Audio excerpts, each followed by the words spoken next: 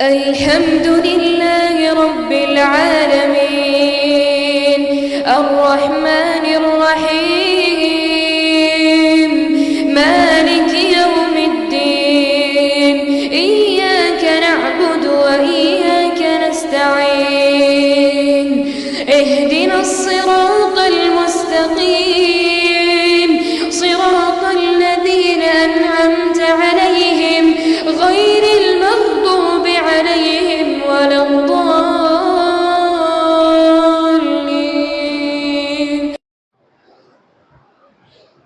السلام عليكم ورحمة الله وبركاته. الحمد لله نحمده ونستعينه ونستغفره ونؤمن به ونتوكل عليه ونعوذ بالله من شرور أنفسنا ومن سيئات أعمالنا من يهده الله فلا مضل له ومن يضلل فلا هادي له ونشهد أن لا إله إلا الله وحده لا شريك له ونشهد أن سيدنا محمدا عبده ورسوله أما بعد فقد قال الله تبارك وتعالى في محكم التنزيل والفرقان المجيد أعوذ بالله من الشيطان الرجيم إن الله وملائكته يصلون على النبي يا أيها الذين آمنوا صلوا عليه وسلموا تسليما اللهم صل على محمد وعلى آل محمد كما صليت على إبراهيم وعلى آل إبراهيم إنك حميد مجيد اللهم بارك على محمد وعلى آل محمد كما باركت على إبراهيم وعلى آل إبراهيم إنك حميد مجيد. கணியத்திற்குரிய எல்லாம் அல்ல அல்லாஹ்வின் நல்லடியார்களே, பாசத்திற்குரிய இஸ்லாமிய பெரியோர்களே, அல்லாஹ்வுடைய மாபெரும் கிருபையினால் சங்கையான ஷவ்வால் மாதத்தின் இரண்டாவது ஜும்மாவிலே நாம் எல்லாம் ஒன்று கொண்டிருக்கின்றோம். எல்லாம் அல்ல அல்லாஹ் ஜல்ல ஷானஹு தஆலா எந்த நோக்கத்திற்காக மனித சமுதாயத்தை இந்த உலகத்தில் படைத்தானோ அந்த நோக்கத்தை முழுமையாக நிறைவேற்றக்கூடிய நன்மக்களாக என்னையும் உங்களையும் நம் குடும்பத்தார்களையும் வருங்கால நம்முடைய சந்ததிகளையும் அல்லாஹ் ரப்பல் ஆலமீன் முழுமையாக ஆக்கி அருள் புரிவானாக. ஆமீன். கணியத்திற்குரிய அல்லாஹ்வின் நல்லடியார்களே, அல்லாஹ் ரப்பல் ஆலமீன் அவனிடத்திலே மனிதர்களாக இருக்கக்கூடிய நாம், குறிப்பாக முஸ்லிம்களாக இருக்கக்கூடிய நாம் ஒவ்வொரு நாளும் பிரார்த்தனைகள் செய்து கொண்டே இருக்கின்றோம். நாம் செய்யக்கூடிய பிரார்த்தனைகளில் அல்லாஹ் எதை ஏற்றுக்கொள்வான், எதை நிராகரிப்பான், அல்லது முழுமையாக ஏற்றுக்கொள்வானா அல்லது முழுவதுமாக நிராகரித்து விடுவானா என்பது அது அல்லாஹ்விற்கு மட்டுமே வெளிச்சம். நாம் செய்யக்கூடிய நல்லறங்கள் காரணத்தினால் அதை அல்லாஹ் ஏற்றுக்கொள்ளவும் செய்யலாம். நாம் செய்யக்கூடிய பாவங்களினால் நாம் செய்யக்கூடிய பிரார்த்தனைகளை நிராகரிக்கவும் செய்யலாம் என்பதை உலக பொதுமறையாம் அல் குர்ஆனும் நபிகள் நாயகம் ஸல்லல்லாஹு அலைஹி வஸல்லம் அவர்களின் வார்த்தைகளும் நமக்கு தெளிவாக சொல்லி காட்டுகின்றது. ஆனால் மலக்குகள் என்று சொல்லப்படுகின்ற வானவர்கள் அவர்கள் செய்யக்கூடிய பிரார்த்தனைகள் ஒன்று கூட இராமல் அதை அல்லாஹ் முழுமையாக ஏற்றுக்கொள்வான் என்பதை நபிகள் நாயகம் ஸல்லல்லாஹு அலைஹி வஸல்லம் தெளிவாக சொல்லி காட்டுவார்கள். மலக்குகளுடைய பிரார்த்தனை நமக்கு கிடைக்க வேண்டுமானால் அதற்கு நாம் சில காரியங்கள் செய்ய வேண்டும். ஒவ்வொரு பரலான தொழுகைக்கு பின்னாலும் தொழுது முடித்த பின்னால் தொழுத இடத்திலேயே நாம் எவ்வளவு நேரம் அமர்ந்திருக்கின்றோமோ அவ்வளவு நேரங்கள் மலக்குகள் நமக்காக பிரார்த்தனை செய்கிறார்கள். அல்லாஹும் மஃபில்லஹு, அல்லாஹும் மர்ஹம்ஹு, யா அல்லாஹ் இவருடைய பாவத்தை மன்னித்து விடு, இவரின் மீது நீ இரக்கம் காட்டு. அந்த பிரார்த்தனை, மலக்குகளுடைய பிரார்த்தனை நமக்கு கிடைத்துக் கொண்டே இருக்கின்றது. ஆனால் ஒரு நிபந்தனை, எவ்வளவு நேரங்கள் நாம் அமர்ந்திருந்தாலும் ஒழுவை முறிக்காமல் அமர்ந்திருக்க வேண்டும். காற்று பிரிந்து விட்டால், ஒழு முறிந்து விட்டால், அதற்கு பிறகு மலக்குகளுடைய பிரார்த்தனை நின்றுவிடும் என்பதையும் கூட பெருமானார் ஸல்லல்லாஹு அலைஹி வஸல்லம் சொல்லி காட்டுவார்கள். நமக்கெல்லாம் ஒரு தெரிந்த ஒரு ஹதீஸ், ரமலானுடைய மாதத்துல ரசூலுல்லாஹ் மிம்பர்ல ஏறும் பொழுது முதல் படியில கால வைக்கும் போது ஆமீன் சொல்றாங்க, இரண்டாவது படியில கால வைக்கும் போது ஆமீன்ங்கிறாங்க, மூன்றாவது படியிலேயே ஆமீன் சொல்றாங்க. அதற்குண்டான காரணங்கள் நமக்கு தெரியும். ரமலான் மாதம் அடைந்தும் பாவ மன்னிப்பு தேடாதவர்கள் நாசமாகட்டும். ஜிப்ரீல் அலைஹிஸ்ஸலாம் துஆ செய்யறாங்க, பாவமே அறியாத ரசூலுல்லாஹ் துஆ ஆமீன் சொல்றாங்க. இரண்டாவது படியில காலை வைக்கும் பொழுது உங்கள் திருநாமம் கூறப்பட்டு யார் உங்கள் மீது ஸலவாத்தை சொல்லவில்லையோ அவனும் நாசமாகட்டும். ஜிப்ரீல் அலைஹிஸ்ஸலாம் துஆ செய்ய ரசூலுல்லாஹ் ஆமீன் சொல்றாங்க. பெற்றோர்களில் இருவருமோ அல்லது இருவரில் ஒருவரையோ பெற்ற ஒரு ஆணோ ஒரு பெண்ணோ பெற்றோர்களுக்கு உபகாரம் செய்யவில்லை என்றால் அவனும் நாசமாகட்டும். அந்த மலக்கு துஆ செய்கின்றார். நான் ஆமீன் சொன்னேன் என்று நபிகள் நாயகம் ஸல்லல்லாஹு அலைஹி வஸல்லம் தெளிவாக சொல்லி காட்டுவார்கள். இப்படியாக மலக்குகள் செய்யக்கூடிய துஆக்கள் ஆயிரக்கணக்கான துஆக்கள் ஹதீஸ்களிலே சஹீஹாக பதிவு செய்யப்படுகிறது. அந்த துஆக்கள்ல ஒண்ணுதான் புகாரியில 1374வது ஹதீஸாகவும் முஸ்லிம்ல 2383வது செய்தியாகவும் பதிவு செய்யப்படுகிறது. அது என்ன துஆ தெரியுமா? அபூ ஹுரைரா ரலியல்லாஹு அன்ஹு அறிவிக்கின்றார்கள், மாமின் யௌமின் யுஸ்பிஹுல் இபாது ஃபீஹி இல்லா மலக்கானி யன்சிலான்.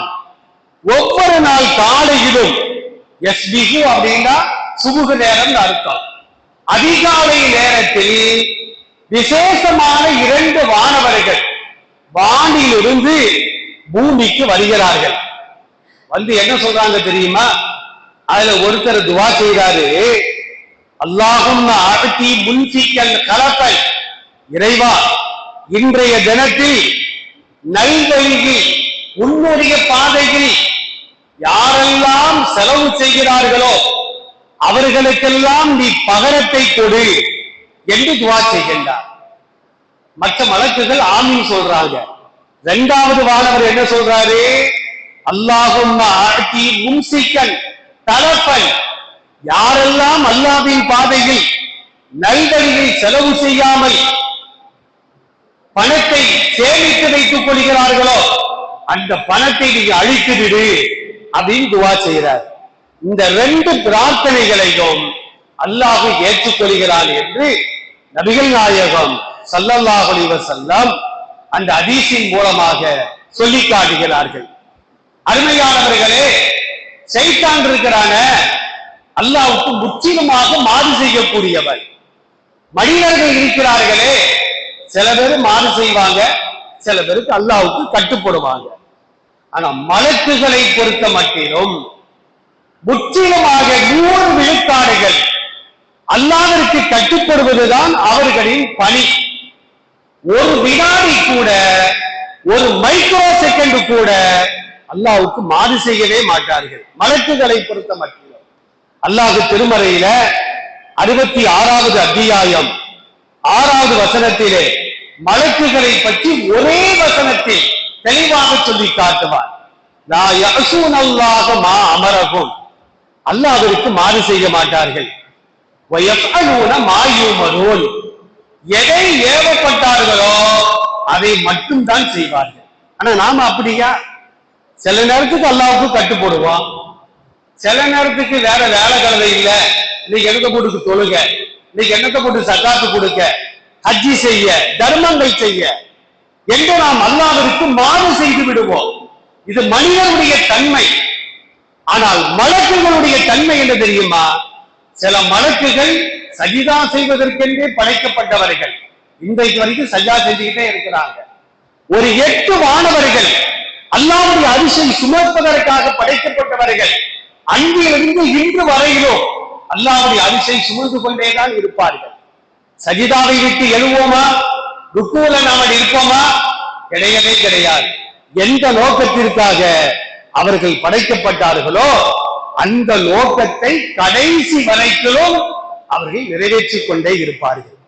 இப்படிப்பட்ட மாணவர்கள் எனக்காக, உங்களுக்காக, மனித சமுதாயத்திற்காக, நன்மைக்காக, தீமைக்காக அவர்கள் பிரார்த்தனை செய்வார்களே ஆனால் அதை அல்லாஹ் உடனடியாக ஏற்றுக்கொள்கின்றார்.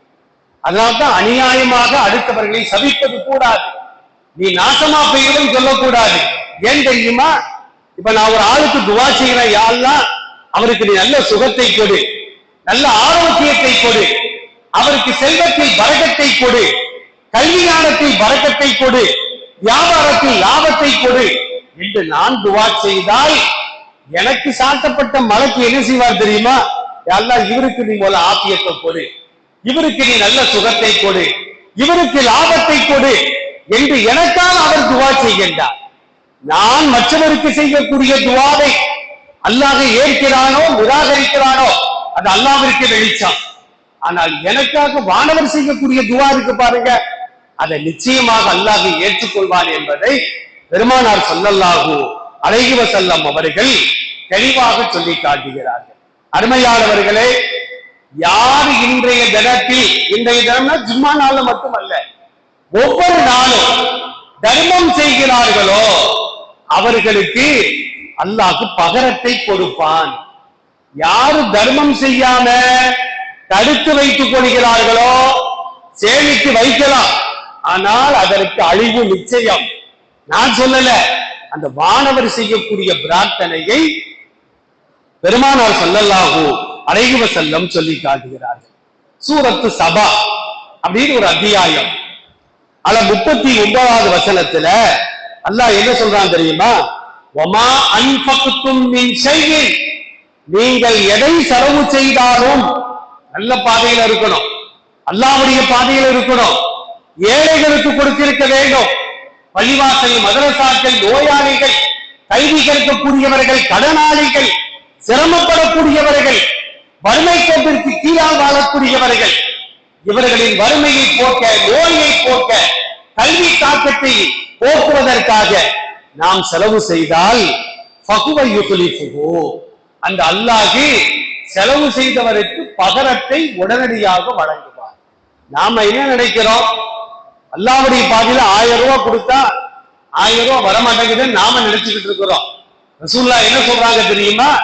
நான் 1000 ரூபாய் தர்மம் செய்தால் 1 லட்சம் ரூபாய் வரக்கூடிய செலவை எனக்கு வராமல் அல்லாஹ் ஆக்கி இருப்பார். அது நம்ம கண்ணுக்கு தெரியாது. ஆனால் 1000 ரூபாய் நான் செலவு செய்யாமல் 1000 ரூபாய் நம்ம கொடுக்கிறதா அப்படின்னு நாம் தடுத்து வைத்துக் கொண்டால் 10 லட்சத்துக்கு நமக்கு அல்லாஹ் செலவை தருவார். அது எப்ப வரும், எப்படி வரும், எந்த ரூபத்துல வரும், அது நமக்கு தெரியவே தெரியாது. பெரிய பெரிய வியாபாரிகளை பாருங்கள், கடையில் பணி செய்யக்கூடியவர்கள் 25 லட்சம் ரூபாய் ஆட்டை போட்டுட்டா அப்படின்னு சொல்றாங்க, 10 லட்சத்து ஆட்டை போட்டான்னு சொல்றாங்க. அதுக்கு என்ன காரணம் தெரியுமா? அந்த வியாபாரி ஒழுங்காக சக்காத்தை கொடுத்திருக்க மாட்டார், தான தர்மங்கள் செய்திருக்க மாட்டார், நல்வழிகளை செலவு செய்திருக்க மாட்டார். நீ நல்வழியில் செலவு செய்யாமல் நீ சேமித்து வைத்தால் அது உனக்குரியது அல்ல, அது வேறொருத்தருக்கு சொந்தமானது. அல்லாஹ் எடுக்கின்ற விதத்தில் அதை நிச்சயமாக எடுப்பான். நீ என்னதான் கண்காணிப்பு கேமரா வச்சாலும் சரிதான், கேமராவையும் தூக்கி போயிருந்தானே, நம்ம என்ன செய்ய முடியும்? அப்ப எந்த வகையிலும் அது வெளியேற வேண்டுமானால் அது வெளியேறித்தான் ஆகும் என்பதை உலக பெருமறையாம் அல் குர்ஆன் நமக்கு தெளிவாக சொல்லி காட்டுகின்ற அல்லாஹ்விற்காக வேண்டி நாம் கடன் கொடுக்க வேண்டும். திருக்குர்ஆன்ல அல்லாஹ் சில ஆயத்துல சொல்றான், அல்லாஹ்விற்கு கடன் கொடுப்பவர் யார் அப்படின்னு. யூதர்கள் என்ன சொன்னாங்க தெரியுமா? அல்லாஹ் பிச்சைக்காரன் ஆயிட்டான் போல, அல்லாஹ் ஏழை ஆயிட்டான் போல, அதான் கடன் கேட்கிறாங்க. அல்லாஹ்வுக்கு கடன் கொடுங்கன்னா அல்லாஹ்வுக்கு கொடுக்கறது இல்ல, அல்லாஹ்வுக்கு சாப்பாடு கொடுங்கன்னா அல்லாஹ்வுக்கு சாப்பாடு கொடுக்கறது இல்ல. நபி ஸல்லல்லாஹு அலைஹி வஸல்லம் சொல்வார்கள், மறுமை நாள் ஆகிரத்தில் அல்லாஹ் கேட்பான், உன்ட சாப்பாடு கேட்டேன் நீ தரல, உன்ட தண்ணி கேட்டேன் நீ தரல, ஆடை கேட்டேன் நீ ஆடை தரல, நான் நோயை படுத்தியிருந்தேன் நோய் விசாரிக்க வரல. அப்படிலாம் கேட்கும்போது மனுஷன் கேட்பானா, உனக்கா சாப்பாடு, உனக்கா தண்ணீர், உனக்கா ஆடை, உனக்கா நோய் அப்படின்னு கேட்கும் பொழுது அல்லாஹ் என்ன சொல்லுவான்? என் அடியான் ஒருவன் கேட்டான், நீ மதத்தை பார்த்தாய், நிறத்தை பார்த்தாய், மொழியை பார்த்து துரத்தி விட்டாய், நீ அவனை துரத்தல, எதையத்தான் நீ துரத்தின, நீ அவனுக்கு கொடுத்திருந்தால் அது எனக்கே கொடுத்ததற்கு சமம், அவனுக்கு ஆடை கொடுத்திருந்தால் அது எனக்கே கொடுத்ததற்கு சமம், நீ அவனை நோய் விசாரித்திருந்தால் அது என்னையே நோய் விசாரித்ததற்கு சமம், ஒருவனுக்கு நீ தர்மம் செய்தால் அது எனக்கே தர்மம் செய்வதற்கு சமம் என்று அல்லாஹ் திருக்குர்ஆன்ல கூறி இருக்க, இந்த யூதர்கள் என்ன செய்வாங்க தெரியுமா? அல்லாஹ் ஏழை ஆயிட்டா, அல்லாஹ் கஜானா காலி ஆயிட்டு, அல்லாஹ் பிச்சைக்காரன் ஆயிட்டா என்று சொல்வார்கள் என்று பெருமானார் ஸல்லல்லாஹு அலைஹி வஸல்லம் சொல்லி காட்டுகிறார்கள். மந்தல்லதி யுக்ரிலுல்லாஹ கரலன் ஹசனா, அல்லாஹ்விற்காக வேண்டி அழகிய கடன் கொடுப்பவர் யார் இருக்கிறார்? நான் ஒரு ஏழையின் தட்டுல 10 ரூபாய் போடுறேன்னா நான் அல்லாஹ்வுக்கு 10 ரூபாய் கடன் கொடுக்கிற மாதிரி, அந்த 10க்கு அல்லாஹ் எனக்கு என்ன செய்வான் தெரியுமா? 700 மடங்கு எனக்கு தருவான். 1 மடங்கு அல்ல, 2 மடங்கு அல்ல, 700 மடங்கு. 1 ரூபாய் கொடுத்தா எனக்கு 700 ரூபாய் வரும். 700 ரூபாய் வரலன்னா 7 லட்சத்திற்கு வர வேண்டிய செலவு அது இல்லாமல் ஆகிவிடும் என்று அல் குர்ஆன் நமக்கு தெளிவாக சொல்லி காட்டுகின்ற. அருமையானவர்களே, ஷைத்தான் இருக்கிறான கொடுக்கிறாரையும் கொடுக்காத நம்மளை கெடுப்பான். ஒரு வசனத்தை பாருங்கள், சூரத்துல் பக்ரால 268வது வசனத்திலே அல்லாஹ் சொல்லுகின்றான், அஷ்ஷைத்தானு யஇதுக்குமுல் ஃபக்ர வல் வயமுருக்கும் பில் ஃபாஷா, ஏழ்மையை உங்களுக்கு ஏவுகிறான், வாக்களிக்கின்றான். அல்லாஹ்வுடைய பாதையில கொடுத்துறாத, ஹஜ்ஜிக்கு பேராத, உம்ராக்கு பேராத, ஜக்காத்தை கொடுத்துறாத, தான தர்மங்கள் பண்ணிராத, நீ ஏழ்மையா போயிருவ. இது யார் வாக்களிப்பது? ஷைத்தான் வாக்களிக்கின்றான். வயமுருக்கும் பில் ஃபஹஷா, தவறுகளை நீ செய் என்று அவன் உங்களை தூண்டுகின்றான். ஆனா அல்லாஹ் என்ன செய்றான் தெரியுமா? வல்லாஹு யஇதுக்கும் மக்ஃபிரத்தம் மின்ஹு, தன் புறத்தில் இருந்து நீங்கள் தான தர்மம் செய்தால் உங்களை அவன் மன்னிப்பான் என்று அல்லாஹ் வாக்களிக்கின்றான் என்று இந்த வசனத்தின் மூலமாக அல்லாஹ் நமக்கு தெளிவுபடுத்தி காட்டுகின்றான். அருமையானவர்களே, அல்லாஹ்வுடைய பாதையில நாம தான தர்மம் செய்தா அது திரும்ப நமக்கு கிடைக்கும். திரும்ப எப்படி கிடைக்கும்? வருமானமா வருமா, செலவு இல்லாம ஆகிருமா? அது அல்லாஹ்விற்கே வெளிச்சம். அல்லாஹ் திருக்குர்ஆன்ல ஒரு வசனத்தில் பேசுகின்ற பொழுது, மஸலுல் லதீன யுன்ஃபிகூன அம்வாலகும் ஃபீ ஸபீலில்லாஹி கமஸலி ஹப்பத்தின், அல்லாஹ்வின் பாதையிலே செலவு செய்வதற்கு உதாரணமாகிறது ஒரு வித்தை போன்று. அல்லாஹ் சொல்லுகின்றான், கமஸலி ஹப்பா, ஹப்பானா வித்துன்னு அர்த்தம். விவசாயி என்ன செய்வாரு? நல்ல தூவுறாரு, ஒவ்வொரு வித்தாப்பை பூமியில போய் விழுது. ஒரு வித்தில் இருந்து 7 கதிர்கள் வரும். வயல்களுக்கு சென்று பாருங்கள், ஒவ்வொரு நெல்லிலும் 7 கதிர்கள் வெளியாகும். ஒவ்வொரு கதிர்களிலும் 100 வித்துக்கள் இருக்கும். இவர் போட்டது ஒரு வித்து, ஆனா அவருக்கு கிடைப்பது 700 வித்துக்கள் கிடைக்கிறது. அல்லாஹ் அந்த வசனத்திலே தெளிவாக சொல்வான், மஸலி ஹப்பத்தின் அம்பத்தத் சபஅ சனாபில, சபஅ சபைனா 7 வித்துக்கள் அர்த்தம், 7 கதிர்கள் அர்த்தம். ஃபீ குல்லி சும்புலத்தின் மிஅத்து ஹப்பா, ஒவ்வொரு கதிரிலும் 100 வித்துக்கள் இருக்கும். அவருக்கு கிடைப்பது 700 வித்துக்கள் அப்படின்னு அல்லாஹ் சொல்லிட்டு, வல்லாஹு யுவாஇஃபு லிமன் யஷா, தான் நாடியவர்களுக்கு 700 என்ன 7000, 7 லட்சம், 7 கோடி கூட அவன் வழங்குவான். அல்லாஹு வாசிபுன் அலீம். அல்லாஹ் விசாலமானவன். எவ்வளவு விசாலமா தருவாங்கிறது நமக்கு தெரியாது, அது அல்லாஹ்வுக்கு மட்டும்தான் தெரியும் என்பதை அல்லாஹ் அந்த வசனத்தின் மூலமாக தெளிவாக சொல்லி காட்டுவான். தர்மங்கள் செய்வதன் மூலமாக நம்முடைய பாவங்கள் மன்னிக்கப்படுகிறது. தர்மம் செய்வதன் மூலமாக ₹1 ஒரு ஆளுக்கு நம்ம கொடுக்கிறோமா, பசி ஆறுவதற்கு ஒரு ₹10 நம்ம கொடுக்கிறோமா, அவர் அதை கொண்டு பசி ஆறிவிட்டால் அவர் வயிறு நிரம்புவது மாத்திரம் அல்ல, நாம் செய்த பாவங்கள் மன்னிக்கப்படுகிறது. உலகத்துல எல்லா மதத்தை சார்ந்தவர்களும் தான தர்மம் செய்யறாங்க. ஆனா முதல் இடம் யாருக்கு தெரியுமா? இஸ்லாமிய சமூகத்திற்குத்தான். முஸ்லிம்கள் தான் முதல் இடத்திலே இருக்கிறார்கள் தான தர்மம் செய்வதிலே. ஒவ்வொரு ஞாயிற்றுக்கிழமையும் பாருங்கள், கோவில்கள்ல கூட்டம் இருப்பதை விட பள்ளிவாசல்ல ஜும்மா தினத்துலதான் கூட்டங்கள் அதிகம். ஏன் அப்படின்னா, ஒரு பஸ் ஸ்டாண்ட்ல போய் நிக்கிறோம், மற்றவங்க கேட்க மாட்டாங்க, இந்த தாடி தொப்பி இஸ்லாமிய கோலம் இதோடு யார் இருக்கிறார்களோ நம்மள்கிட்ட வந்து பாய் ஏதாச்சும் தாங்கல, பக்கத்துல ஒருத்தர் இருப்பார் அவர்கிட்டயும் கேட்க மாட்டாங்க. இந்த தோற்றத்தை பார்த்து நம்மிடத்தில் வந்துதான் கேட்பார்கள். அல்லாவே இயற்கையிலேயே உள்ளத்தில் போடுகின்றார்.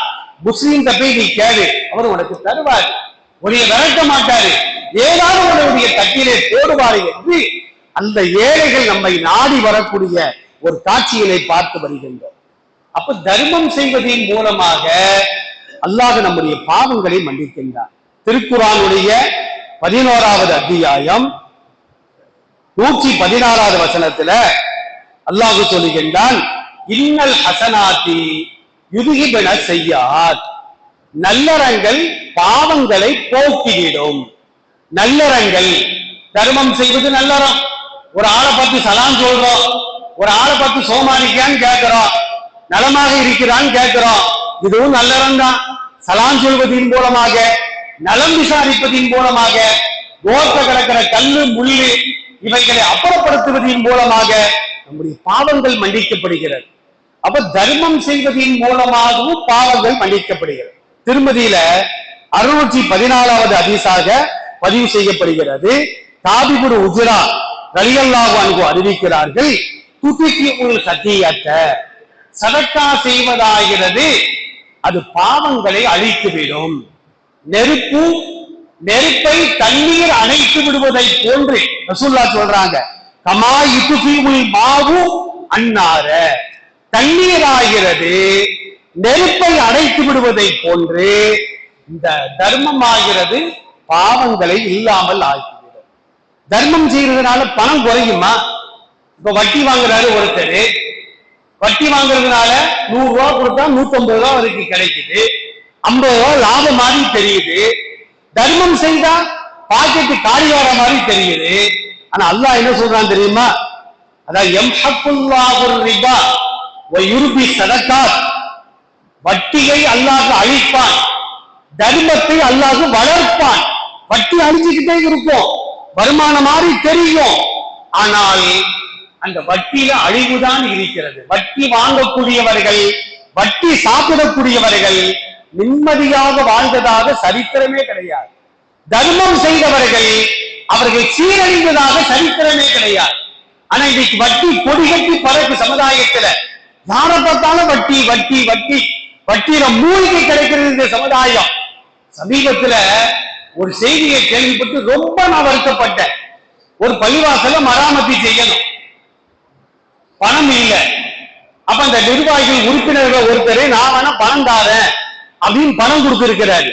சரி உறுப்பினரே தாராரு, வாங்கி மராமத்து பண்ணிடுவோம் அப்படின்னு மராமத்து வேலை முடிச்சாச்சு.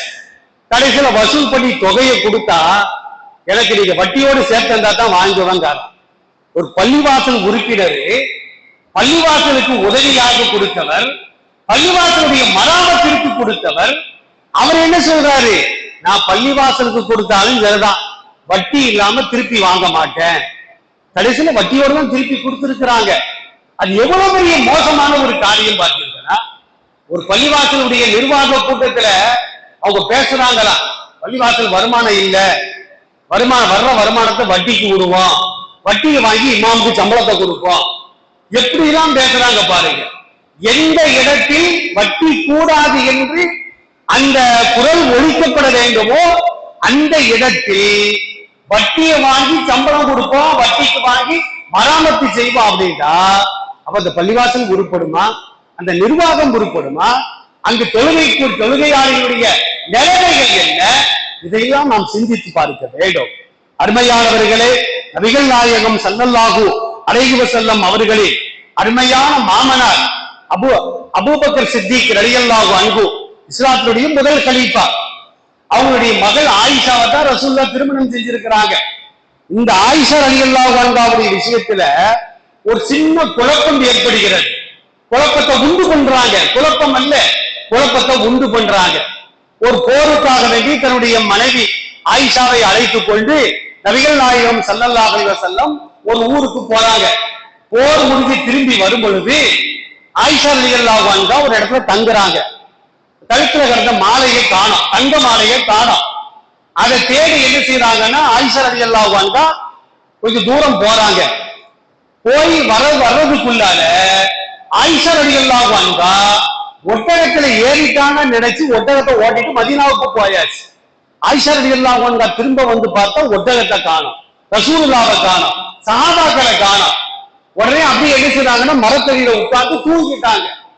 கடைசியில சஃப்வான் இப்னு முஅத்தல் அப்படிங்கிற ஒரு சஹாபி வந்துகிட்டு இருக்கிறாங்க. வந்து பார்த்தா ஆயிஷா ரலியல்லாஹு அன்ஹா படுத்து கிடக்குது தெரியுது. அவங்க முகத்தை கூட அவங்க பார்க்கல.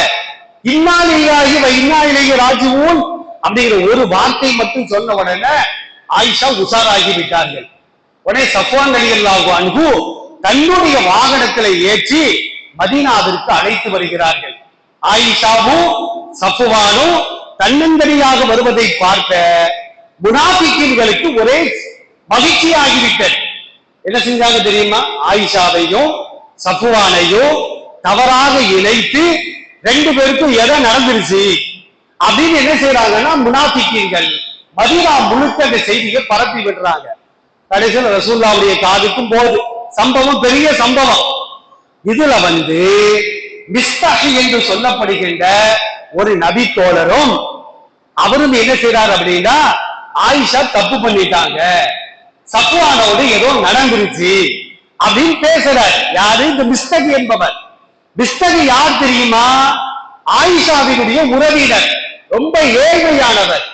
இந்த மிஸ்தகி ரலியல்லாஹு அன்ஹு அவர்களுக்கு அபூபக்கர் சித்திக் ரலியல்லாஹு அன்ஹு அவர்கள் தான் ஏதாவது செலவுக்கு பணம் கொடுப்பாங்க. இப்ப அபூபக்கர் பாக்குறாங்க, ஆகா நம்ம மகன் மேல ஒரு தப்பான செய்தியை இணைச்சி பேசிட்டார, இந்த மிஸ்தகிக்கு நம்ம உதவி செய்யக்கூடாது, பணங்காசு கொடுப்பது கூடாது, தர்மம் செய்வது கூடாது அப்படின்னு என்ன செய்யறாரு அப்படின்னா அல்லாஹ் மேலேயே சத்தியம் பண்ணியிருந்தார்.